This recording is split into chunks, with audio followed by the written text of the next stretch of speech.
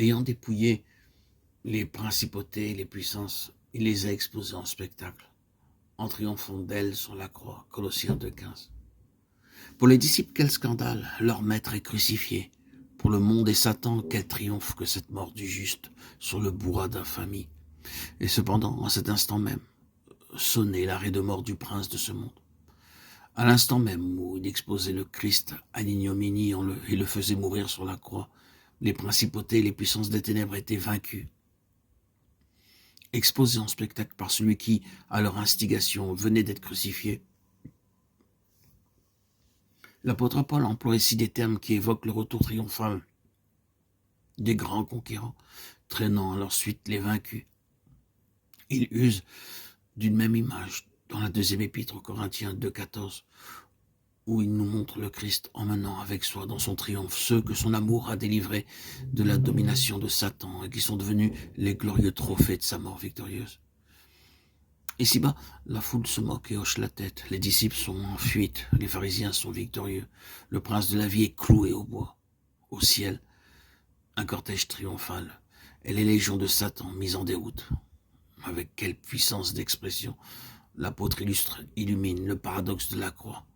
Le bois du gibet est devenu le char du vainqueur.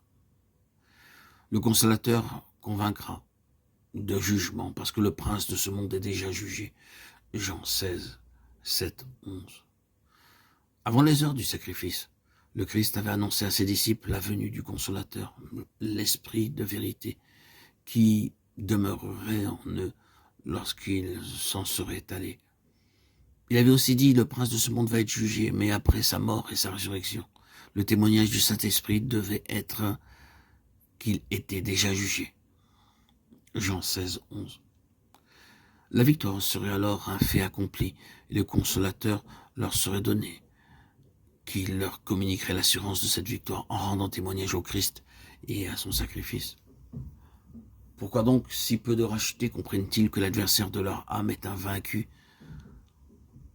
un perdant? Pourquoi sont-ils si peu nombreux ceux qui savent déjouer les artifices de l'ennemi? Pourquoi sont-ils encore un bien plus petit nombre ceux qui osent attaquer l'ennemi en face, le vaincre à leur tour et participer avec Christ au triomphe du calvaire? Ils l'ont vaincu par le sang de l'agneau et la parole de leur témoignage. Ils n'ont pas aimé leur vie jusqu'à la mort. Apocalypse 12, 11. Le Christ emmène avec lui,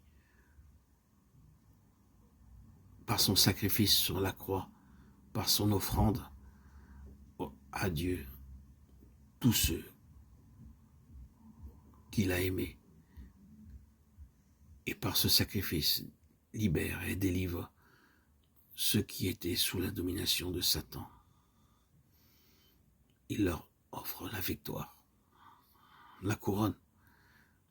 Satan est mis en déroute. Le triomphe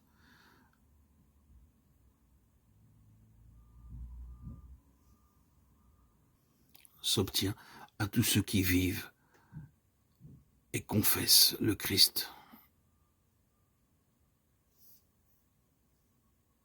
Ils ont alors le triomphe, la victoire, parce qu'ils n'ont pas aimé leur vie. La croix est l'unique moyen de victoire pour tous les enfants de Dieu.